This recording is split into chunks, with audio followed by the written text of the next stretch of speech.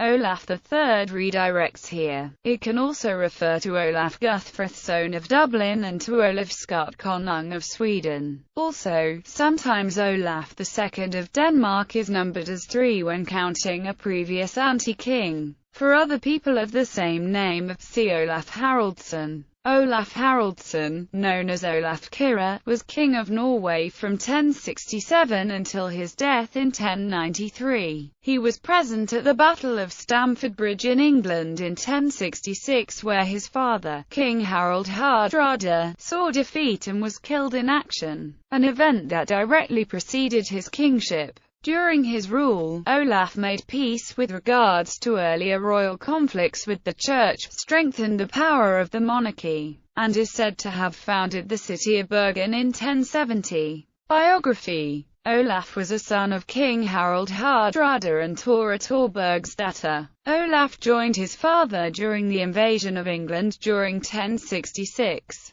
However, he was only 16 years old during the Battle of Stamford Bridge in September 1066. He stayed on a ship and did not participate in the fighting. After the Norwegian defeat, he sailed with the remains of the Norwegian strike force back to Orkney, where they wintered. The return journey to Norway took place in summer 1067. After the death of his father, Olaf shared the kingdom with his brother Magnus II, who had become king the previous year. Magnus died during 1069, and Olaf became sole ruler of Norway. During his reign the nation experienced a rare extended period of peace. He renounced any offensive in foreign policy and protected rather than Norway as a kingdom of its own, through agreements and marriage connections. Domestically he laid emphasis on building the church organization and modernize the kingdom. The latter resulted in, among other things, the reorganization of the bodyguard and of measures under which key cities, especially Bergen, could better serve as a royal residence and as a bishop. Olaf is said to have founded the city of Bergen in 1070.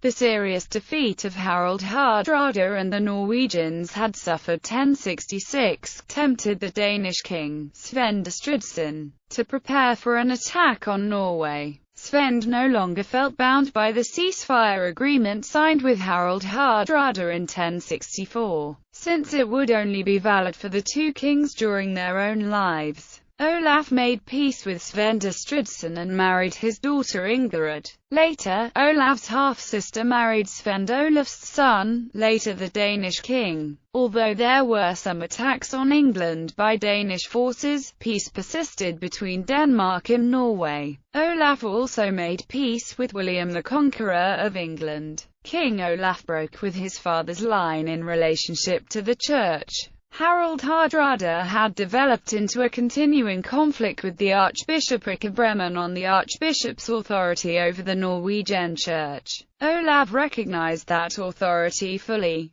Political considerations may be a sufficient explanation for the conciliatory attitude. Olaf was also concerned with the church organization. Until his time, bishops had formed part of the king's court and traveled with him around the country to take care of the ecclesiastical affairs while the king took care of worldly matters. The bishops established fixed residence in Oslo, Nidaros and Bergen. King Olaf also took the initiative for the construction of churches, including Christ Church in Bergen and Nidaros Cathedral in Trondheim. Olaf also strengthened the power of the king and instituted the system of guilds in Norway. There are strong indications that the government of King Olaf began writing secure provincial laws to a greater extent. The Norwegian law Gulatingsloven was probably put in writing for the first time during his reign. King Olaf died of illness on the 22nd of September 1093 in Haukbo, Ranrike, then part of Norway. He was buried at the Nidaros Cathedral. His marriage to Ingrid did not produce any children. However, his successor Magnus III, nicknamed Magnus Berfot, was his illegitimate son. Around 1225, Snorre Sturluson wrote a saga about Olaf in the Heimskringla, a history of the kings of Norway. Physical appearance.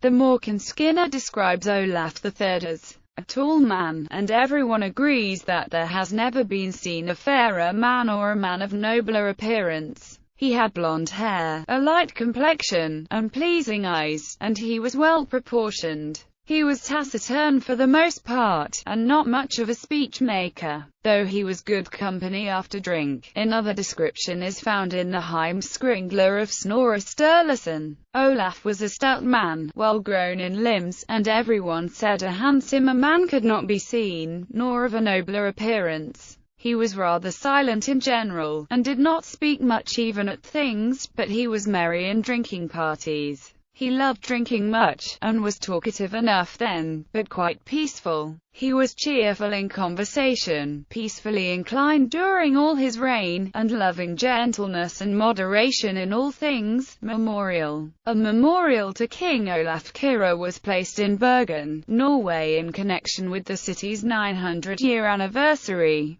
The abstract equestrian statue by noted Norwegian sculptor, Knut Steen, was unveiled on the 21st of May 1998. Ancestry.